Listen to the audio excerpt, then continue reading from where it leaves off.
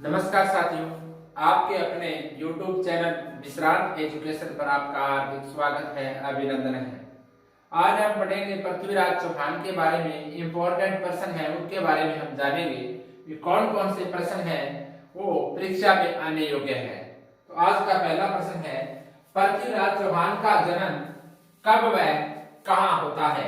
यानी पृथ्वीराज चौहान का जन्म कब व कहाँ हुआ, हमें बताना है। तो पृथ्वीराज चौहान का जन्म 1166 ईस्वी में अहिन पाटन गुजरात में हुआ। कब हुआ? यानी 1166 ईस्वी में, यानी अहिन पाटन गुजरात में हुआ। कब हुआ? 1166 ईस्वी में अहिन पाटन गुजरात, यहाँ पृथ्वीराज का जन्म होता है। ये हमें ध्यान रखना है कि पृथ्वीराज चौहान का जन्म कब हुआ? 1166 ईस्वी में अहिन पाटन गुजरात में हुआ। और इसके पिता कौन थे? इनके यानी पिता सोमेश्वर थे और माता कर्पूरी देवी। यानी पिता कौन थे? पिता सोमेश्वर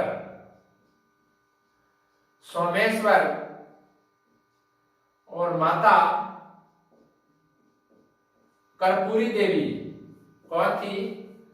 कर्पूरी देवी।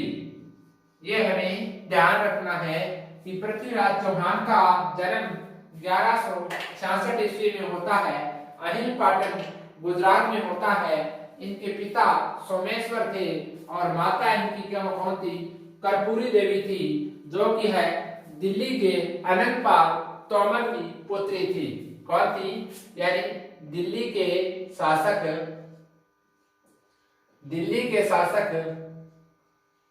अनंतपाल तोमर की पुत्री कौन थी? कर्पूरी देवी। ये हमें ध्यान रखना है कि पृथ्वीराज चौहान का जन्म 1166 ईस्वी में अहिन पाटन गुजरात में होता है। पिता इनके सोमेश्वर है और माता इनकी कर्पूरी देवी है। कर्पूरी देवी ये दिल्ली के शासक अनंतपाल तोमर की पुत्री है। अगला प्रश्न है, पृथ्वीराज चौहान कितने वर्ष की आयु में शासक बना। यानी जन्म इनका 1166 ईस्वी में होता है और 11 वर्ष की अलग आयु में ये शासक बनता है। यानी कितने वर्ष की आयु में? 11 वर्ष की अलग आयु, अल्पायु में ये शासक बनता है। ये हमें ध्यान रखना है। और इसकी शासन की बागडोर है इनकी माता कर्पूरी देवी ने संभाली थी। यानी शासन की बागडोर किसने संभाली? बागडोर कर्पूरी देवी ने। किसने? कर्पूरी देवी माता है इनकी, इन्होंने इनकी यानी शासन की बागडोर को संभाला था। ये हमें ध्यान रखना है। और राज्य का संचालन किसने किया था? यानी राज्य का संचालन करने वाले थे कदमदास। कौन थे? कदमदास। यानी राज्य का संचालन किसने किया? यानी राज्य का संचालन किसने किया? कदमदास ने। किसने? कदमदास। यह क्या है? राज्य के प्रधानमंत्री थे, यानी पृथ्वीराज चौहान के। यह हमें ध्यान रखना है कि राज्य का संचालन किसके द्वारा किया गया? यानी कदमदास। ये सीएम थे, यानी राज्य के मुख्यमंत्री थे, यानी सीएम थे। ये हमें ध्यान रखना है। यानी पृथ्वीराज चौहान कितने वर्ष की आयु में शासक बना? 11 वर्ष की अलग आयु में शासन की बागडोर संभाली और इनकी सृष्टिका कौन बनी? कर्पूरी देवी के संरक्षण में शासन का कार्यभार संभाला गया। और राज्य का संचालन किसने किया था? यानी कदमदास ने राज्य का संचालन किया था। और इसका सेनाध्यक्ष कौन था? सेनाध्यक्ष था भुवनमल। कौन था? भुवनमल। सेनाध्यक्ष था भुवनमल क्या है? सेनाध्यक्ष था। ये भी हमें ध्यान रखना है। अगला प्रश्न है, अजमेर के चौहान वंश का अंतिम प्रतापी शासक कौन था? अजमेर के चौहान वंश का अंतिम प्रतापी शासक कौन था? पृथ्वीराज चौहान तृतीय था। कौन था? पृथ्वीराज चौहान तृतीय। कौन था? पृथ्वीराज चौहान तृतीय अजमेर के चौहान वंश का अंतिम प्रतापी शासक था। अगला प्रश्न है, महोबा का युद्ध कब व किन के मध्य लड़ा गया? तो महोबा का युद्ध कब व किन के मध्य लड़ा गया? यानी इसे महोबा का युद्ध भी कहा जाता है और इसे तुमुल का युद्ध भी कहा जाता है। और क्या नाम था? महोबा या तुमुल। महोबा या तुमुल का युद्ध कहा जाता है। यह युद्ध 1182 ईस्वी में होता है। कब होता है? 1182 ईस्वी में, यानी महोबा का युद्ध होता है यानी 1182 ईस्वी में होता है। पृथ्वीराज चौहान ने क्या है? परमर्दी देव को हराया था। किसको हराया? परमर्दी देव चंदेल को हराया। पृथ्वीराज चौहान तृतीय ने परमर्दी देव चंदेल को हराया।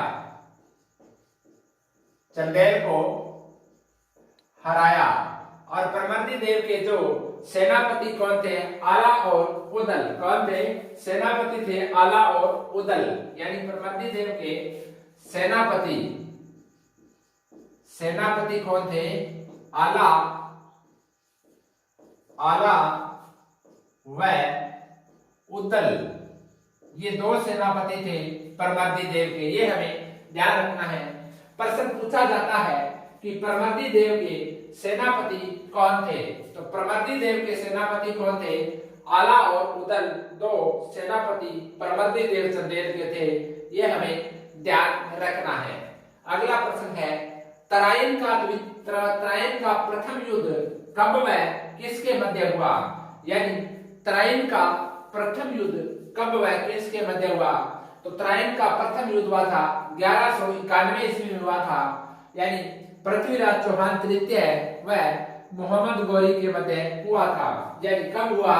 1191 ईस्वी में पृथ्वीराज चौहान तृतीय वर्सेस मोहम्मद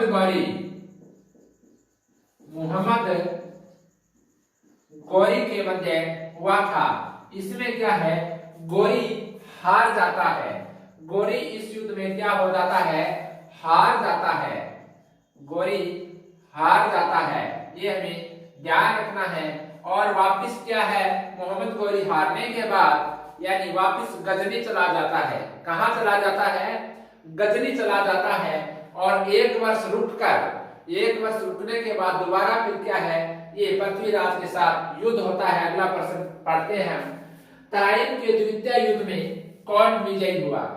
तराइन का द्वितीय युद्ध है, इसमें कौन विजय हुआ ये बताना है। तो तराइन के द्वितीय युद्ध में कौन विजय हुआ ये बताना है। तो कौन विजय हुआ था? मोहम्मद गौरी विजय हुआ। यानी एक वर्ष बाद वापिस मोहम्मद गौरी गजनी से चलकर दोबारा आता है और पृथ्वीराज की सेना पर आक्रमण करता है और जीत जाता है। जीतने के बाद क्या होता है कि पृथ्वीराज चौहान तृतीय को ये बंदी बनाकर अपने साथ गजनी ले जाता है। गजनी ले जाने के बाद क्या होता है कि चंद्रबरदाई है वो एक साधु के वेश में जाते हैं गजनी, और वहां पर जाकर मोहम्मद गौरी को कहते हैं कि ये जो पृथ्वीराज चौहान है, आप बता रहे हैं इसका नाम पृथ्वीराज चौहान है, ये शब्द भेदी बाण चलाने में इतने माहिर है कि इसका निशाना कभी भी चूकता नहीं है। तो एक दिन रुककर अगले दिन ये प्रतियोगिता कराई जाती है। इसमें मोहम्मद गौरी क्या है? एक महल के ऊपर बैठ जाते हैं। मोहम्मद गौरी एक महल के ऊपर बैठ जाते हैं और चंद्रबरदाई से और बड़ी सभा में और अन्य भी सदस्य होते हैं, उनके सामने यानी एक शर्त रखी जाती है कि ये अगर सही बाण अपना नहीं चलाएगा तो इसको यानी साधु को और इस पृथ्वीराज दोनों को भी मौत के घाट उतार दिया जाएगा। इसमें क्या होता है कि पृथ्वीराज चौहान यानी पृथ्वीराज चौहान को एक वो अपनी पंक्ति कहता है, चंद्रवरदाई उक्ति बोलता है एक, उस उक्ति के माध्यम से वो समझ जाता है पृथ्वीराज चौहान, यानी समझ जाता है। वो उक्ति कौन सी है? वो चंद्रवरदाई कहता है कि 4 बांस 24 गज 8 अंगुल प्रमाण ताऊ पे सुल्तान मत चुकी चौहान। यानी क्या कहता है चंद्रवरदाई का 24 बांस यानी 24 बांस 24 गज यानी 24 बांस 24 गज 8 अंगुल प्रमाण ताऊ पे सुल्तान मत चुकी चौहान। उसके बाद क्या है, पृथ्वीराज चौहान एक बाण चलाते हैं शब्द भेदी। बाण चलाने के बाद वो बाण सीधा ही यानी मोहम्मद गोरी के जाके लगता है और मोहम्मद गोरी नीचे आकर गिर जाते हैं, उनकी मृत्यु हो जाती है। और एक तलवार के वार से पहले चंद्रवरदाई है पृथ्वीराज को मौत के घाट उतार देता है। उसके बाद अपने आप के वो यानी तलवार है घोंप लेता है और दोनों की वहां पर मृत्यु हो जाती है। अगला प्रश्न पढ़ते हैं हम कि तराइन का द्वितीय युद्ध कब हुआ, यानी कौन विजय हुआ, यानी मोहम्मद गोरी। कौन हुआ? मोहम्मद गोरी विजय हुआ। कब हुआ था ये? 1192 ईस्वी में, 1192 ईस्वी में हुआ था। और इसमें क्या होता है कि पृथ्वीराज को बंदी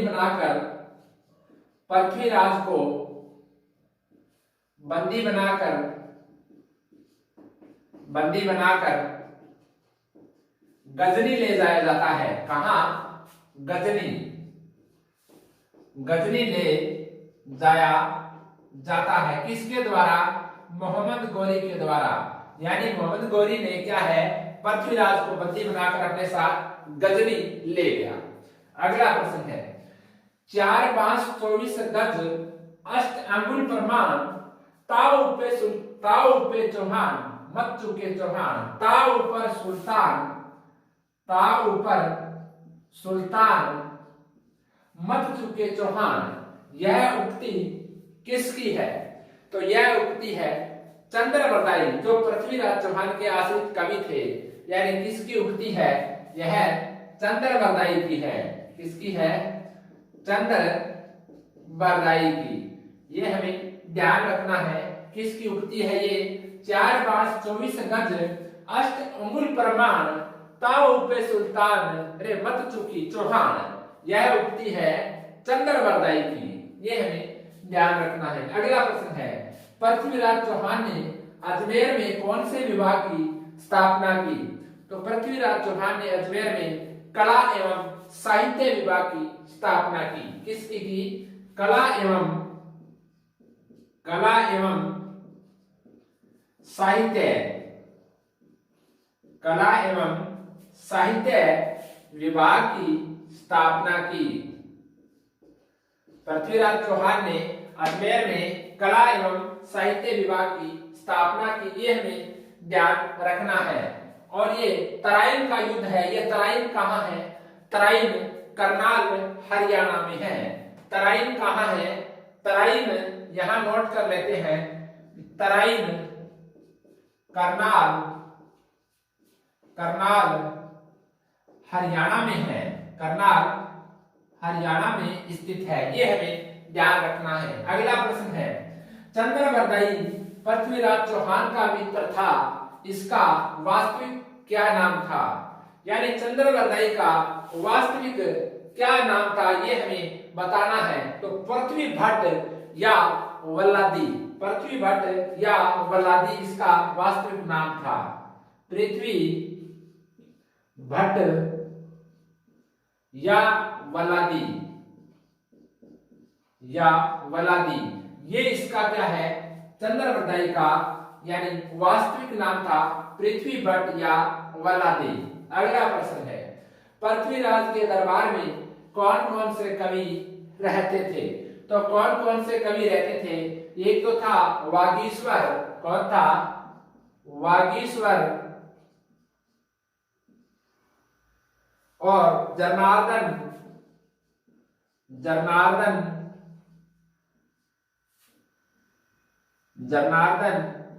विद्यापति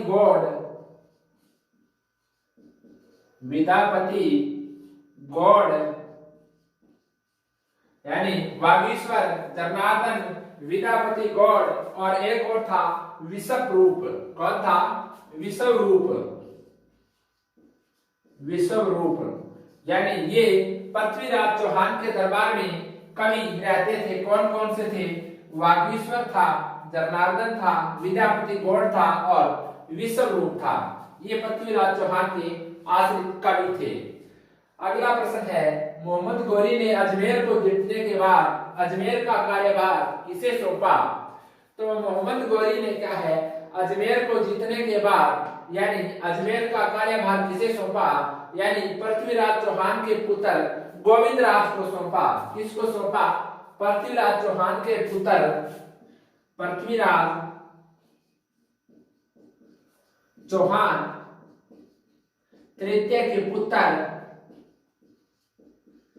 गोविंदराज को अजमेर का शासनभार सौंपा। गोविंदराज को सौंपा। यानी क्या प्रश्न है कि मोहम्मद गौरी ने अजमेर को जीतने के बाद अजमेर का कार्यभार किसे सौंपा? पृथ्वीराज चौहान तृतीय के पुत्र गोविंदराज को सौंपा। अगला प्रश्न है, 1194 ईस्वी में कुतुबुद्दीन ऐबक ने गोविंदराज को कहां की जागीर दी? यानी 1194 ईस्वी में कुतुबुद्दीन ऐबक ने गोविंदराज को कहां की जागीर दी, ये बताना है। तो कहां की जागीर दी? यानी रणथंभौर की जागीर दी। किसकी दी? रणथंभौर की जागीर दी। किसके स्थान पर? अजमेर की जागीर के स्थान पर। अजमेर की जागीर के स्थान पर यानी 1194 ईस्वी में कुतुबुद्दीन ऐबक ने गोविंदराज को रणथंभौर की जागीर प्रदान की। अगला प्रश्न है, पृथ्वीराज चौहान की समाधि स्थल कहाँ है? तो कहाँ है पृथ्वीराज चौहान की समाधि स्थल? समाधि स्थल इनकी गजनी में है। गजनी कहाँ है? अफगानिस्तान में है। यानी गजनी कहाँ है? अफगानिस्तान। गजनी कहाँ है? अफगानिस्तान। यहाँ पृथ्वीराज चौहान की समाधि स्थल है। पृथ्वीराज चौहान के पास कौन कौन सी उपाधियां थी, ये बताना है। तो पृथ्वीराज चौहान के पास कौन कौन सी उपाधियां थी? तो कौन कौन सी थी? राय पिथौरा और दल पुंगल की उपाधियां थी। कौन कौन सी थी?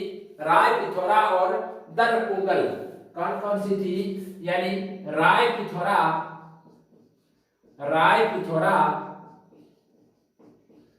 और वह दल पुंगल, ये उपाधियां किसकी है? पृथ्वीराज चौहान तृतीय की उपाधियां है। राय पिथौरा व दल पुंगल ये पृथ्वीराज चौहान की उपाधियां हैं।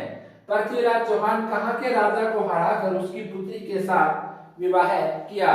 तो पृथ्वीराज चौहान ने कहाँ के राजा को हराकर कनौज के राजा जयचंद गहड़वाल को हराकर उसकी पुत्री शिवगीता को यानी अपने स्वयंवर से उठाकर लेके आया था। उसके साथ उसने शादी की। ये हमें ध्यान रखना है। इसे गंधर्व विवाह भी कहा जाता है। यानी जयचंद गहड़वाल, हमारा आंसर है जयचंद गहड़वाल की पुत्री संयोगिता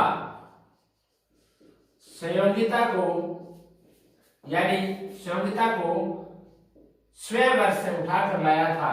स्वयंवर से उठाकर, ये क्या है? गंधर्व विवाह भी कहा जाता है। कौन सा? यानी गंधर्व विवाह भी कहा जाता है। हमारा पहला प्रश्न था कि पृथ्वीराज चौहान का जन्म कब व कहाँ होता है? तो 1166 ईस्वी में अहिन पाटन गुजरात में होता है। पिता इनके सोमेश्वर और माता कर्पूरी देवी है। कर्पूरी देवी है ये दिल्ली के शासक अनंतपाल तोमर की पुत्री है। पृथ्वीराज चौहान कितने वर्ष की आयु में शासन बना, यानी 11 वर्ष की अलग आयु में शासक बना और शासन की बागडोर है और कर्पूरी देवी ने संभाली और राज्य का संचालन कदम दास ने किया, उसमें मुख्यमंत्री थे और सेनाध्यक्ष कौन थे, भुवनपाल सेनाध्यक्ष थे। अजमेर के चौहान वंश का अंतिम प्रतापी शासक कौन था, पृथ्वीराज चौहान तृतीय था। महोबा का युद्ध कब हुआ, किनके मध्य हुआ, यानी महोबा या इसे तुमुल का युद्ध कहा जाता है, 1182 ईस्वी में हुआ। पृथ्वीराज चौहान तृतीय ने परमर्दीदेव चौहान को हराया, चंदेल को हराया और इसके सेनापति कौन थे, आला और उदल थे। कौन थे, आला और उदल के बारे में पूछा जाता है। इसके बारे में आला और उदल के बारे में पूछा जाता है। आला और उदल के बारे में पूछा जाता है कि ये किसके सेनापति थे, तो परमर्दीदेव चंदेल के सेनापति थे। तराइन के द्वितीय युद्ध में कौन विजयी हुआ, मोहम्मद गोरी, यानी 1192 ईस्वी में। और पहले युद्ध में कौन विजयी हुआ था, पृथ्वीराज चौहान तृतीय ने मोहम्मद गोरी को हराया और एक साल बाद ये वापस 1192 में युद्ध होता है। 4 गाज 24 गज अष्ट अंगुल प्रमाण, ताव ऊपर सुल्तान मत चुके चौहान, ये उक्ति किसकी है, ये चंद्रबरदाई की है। पृथ्वीराज चौहान ने अजमेर में कौन से विभाग की स्थापना की, कला एवं साहित्य विभाग की स्थापना की। चंद्रबरदाई पृथ्वीराज चौहान का मित्र था। इसका वास्तविक नाम क्या था, पृथ्वी भट्ट या वलादी। कौन था, पृथ्वी भट्ट या वलादी। पृथ्वीराज के दरबार में कौन कौन से कवि रहते थे, वागीश्वर, जनार्दन, विद्यापति गौड़ और विश्वरूप, ये रहते थे। मोहम्मद गौरी ने अजमेर को जीतने के बाद अजमेर का कार्यभार किसे संभाला, पृथ्वीराज चौहान तृतीय के पुत्र गोविंद राज को सौंपा। उसके बाद क्या है, गोविंद राज को अजमेर सौंपा गया और अजमेर के स्थान पर 1194 ईस्वी में कुतुबुद्दीन ऐबक ने गोविंद राज को यानी रणथंभौर की जागीर प्रदान की। पृथ्वीराज चौहान की समाधि स्थल कहाँ है, गजनी अफगानिस्तान में है। पृथ्वीराज चौहान के पास कौन कौन सी उपाधियां थी, राय पिथौरा व दलकुंगल। पृथ्वीराज चौहान कहाँ के राजा को हराकर उसकी पुत्री के साथ विवाह किया, जयतन गहरवाल की पुत्री शिवंगिता के साथ शिवहर से उठाकर लाया था, ये गंधर्व विवाह भी कहा जाता है। अब हम साथियों अगली क्लास में कल मिलेंगे, तब तक जय हिंद, राम राम, धन्यवाद।